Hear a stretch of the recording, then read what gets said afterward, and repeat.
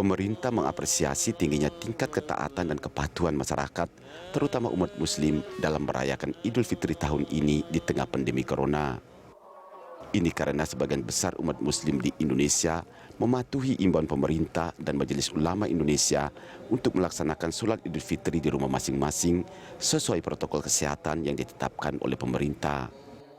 Selain itu, umat Muslim juga dinilai patuh untuk tidak menggelar takbiran yang ramai di masjid ataupun di tempat umum di tengah pandemi Corona saat ini.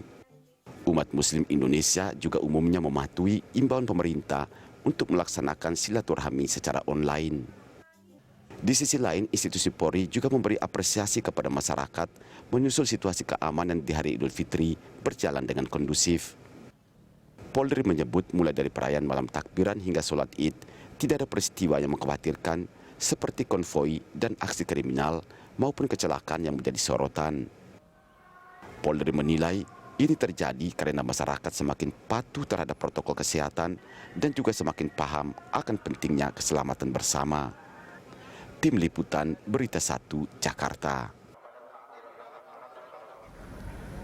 Pemirsa, tertib lebaran di tengah pandemi, itulah topik Morning Talks kita pagi ini. Dan untuk membahasnya kita telah terhubung melalui sambungan fasilitas Skype dengan sosiolog Universitas Indonesia Imam Prasojo. Dan Anda juga bisa berpartisipasi dengan menghubungi kami melalui nomor telepon yang tertera di layar televisi Anda. Kita sapa dulu.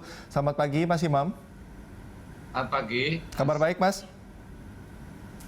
Baik. Oke. Alhamdulillah. Ya, Mas Imam dan pemirsa. Oke, ya sebelum kita mulai perbincangan, kita simak dulu informasi yang ini pemirsa. Pemerintah melalui Menko Polhukam Mahfud MD mengapresiasi tingginya tingkat ketaatan dan kepatuhan masyarakat terutama umat Muslim dalam merayakan Idul Fitri tahun ini di tengah pandemi Corona. Pemerintah menilai sebagian besar umat Muslim di Indonesia telah mematuhi imbauan pemerintah untuk melaksanakan sholat Idul Fitri di rumah masing-masing dan juga tidak melakukan takbiran di masjid atau di tempat umum. Pemerintah juga memberi apresiasi kepada semua pihak terkait menyusul situasi keamanan di hari Idul Fitri berjalan dengan kondusif. Bahkan tidak ada peristiwa yang mengkhawatirkan maupun kecelakaan yang menjadi sorotan.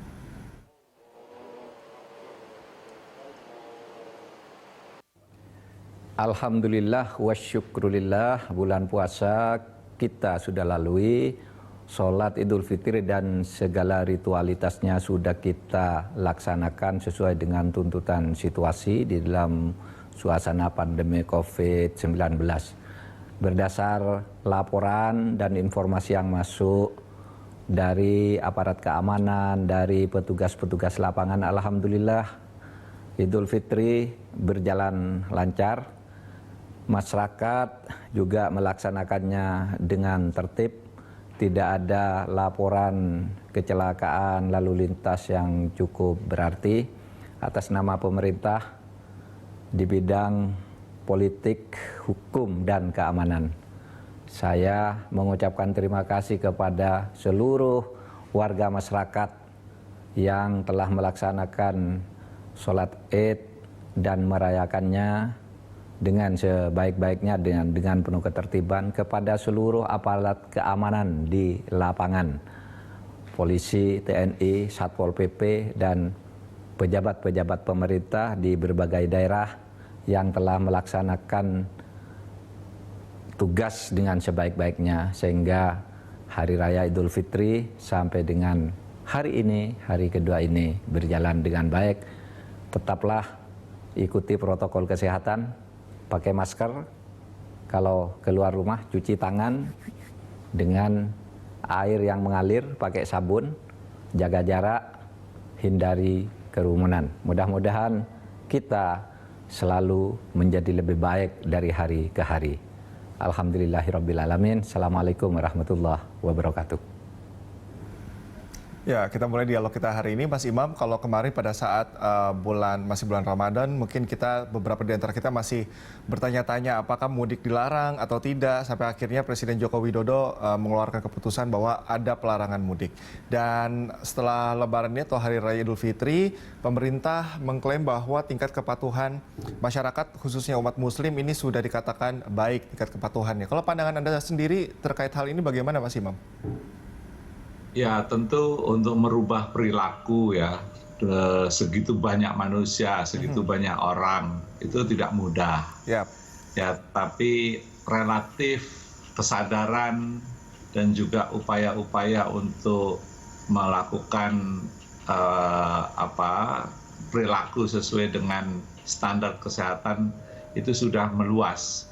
Nah, satu hal yang saya lihat juga kemarin banyak sekali orang yang mulai belajar melakukan teleconference dan dialog melalui televisi, melalui internet dengan menggunakan virtual. Itu banyak sekali yang mencoba dan ini membuat kelucuan-kelucuan ya karena banyak orang yang untuk pertama kali melakukan hal ini.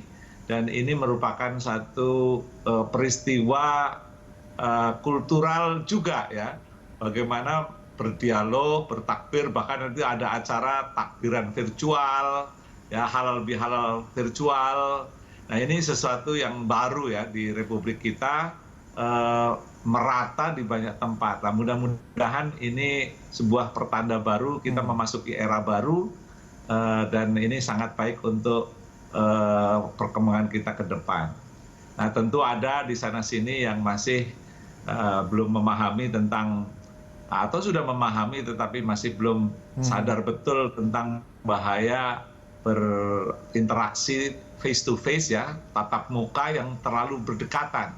Karena percikan-percikan atau droplet yang bisa muncul itu bisa melakukan penularan. Tapi ini perjuangan seperti ini masih terus berjalan dan mudah-mudahan semakin banyak secara kolektif ya orang menyadari dan bisa saling mengingatkan. Jadi tidak hanya penjelasan dari pemerintah tetapi sesama warga bisa saling mengingatkan.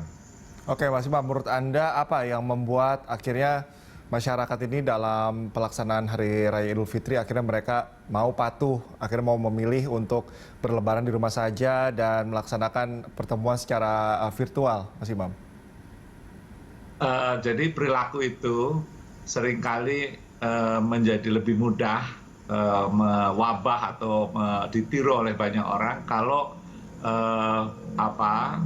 ada kelompok-kelompok yang patuh, yang memberi contoh, dan kemudian dia menjadi pendorong perilaku yang baik, perilaku yang hati-hati ya untuk melakukan itu. Nah, jadi kita memang di setiap tempat, di setiap komunitas perlu ada pendorong, kelompok pendorong yang menyadarkan, ya, yang kemudian mengingatkan, dan kemudian pada saat yang sama juga menjadi semacam pengontrol. Nah, inilah yang harus ditumbuhkan. Kalau kelompok-kelompok seperti ini melemah dan kemudian pelanggarnya juga melakukan hal itu secara bersama-sama, maka kelompok patuh, kelompok yang hati-hati itu akan pudar. Oleh karena itu kewajiban kita, setiap komunitas, setiap RT, RW harus muncul kelompok-kelompok yang memberi penyadaran itu, Mas.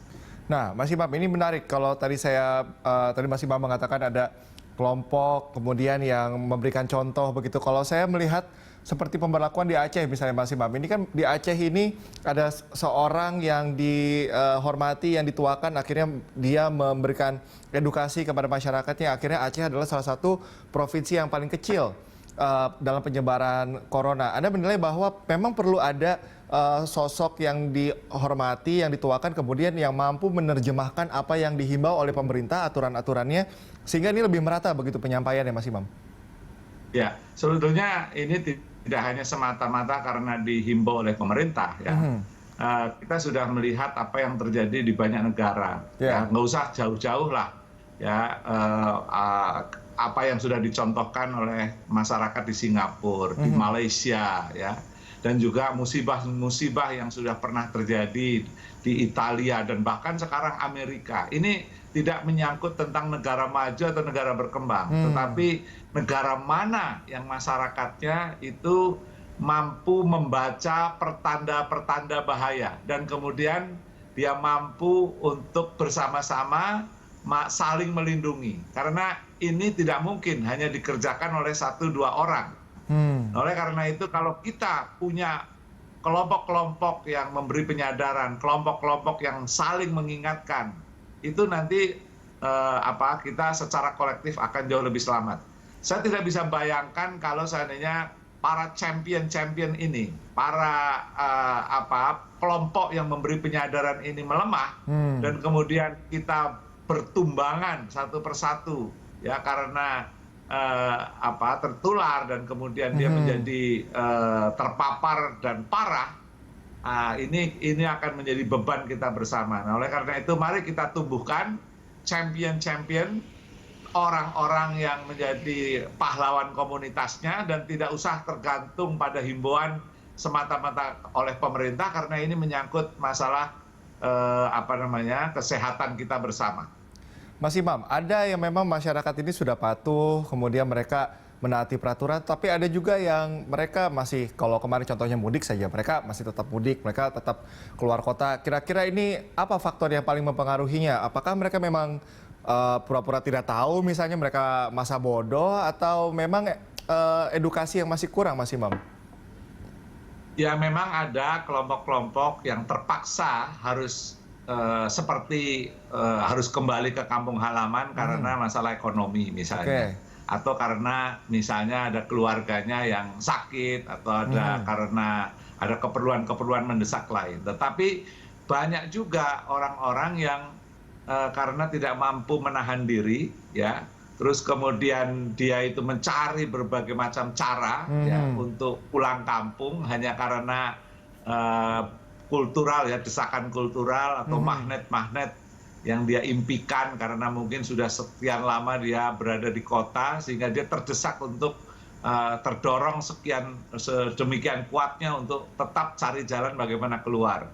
Nah, ini yang juga disambut oleh warga, banyak di antara warga yang juga tahu bahwa orang-orang seperti ini ada, dan mereka kemudian dievakuasi, ditempatkan di karantina. Nah, ini juga banyak desa-desa yang melakukan hal seperti itu, dan bahkan saya melihat banyak juga yang terus kemudian masyarakat bersama-sama menolak orang yang datang karena mereka khawatir orang-orang yang datang dari wilayah epicentrum seperti Jakarta, Bandung, Surabaya itu akan memberikan malapetaka kepada komunitasnya. Nah, ini yang juga kesadaran yang saya lihat, dan kita perlu apresiasi hal-hal seperti ini.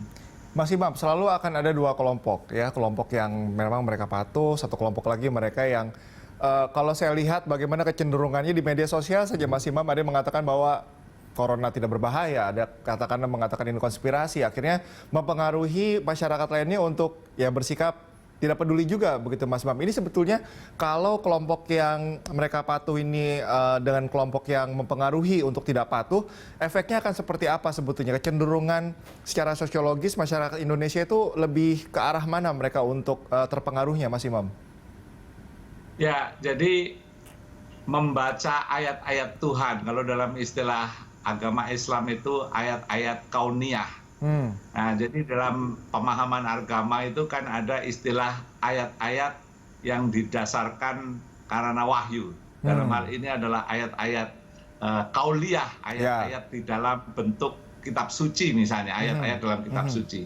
Tetapi ajaran agama yang saya selama ini peroleh dari para ustadz, para kiai yang mumpuni, juga ada ayat-ayat kauniyah, ayat-ayat yang digelar di dalam bentuk hukum-hukum alam, hukum-hukum sosial atau sunatullah yang harus mampu dicerna.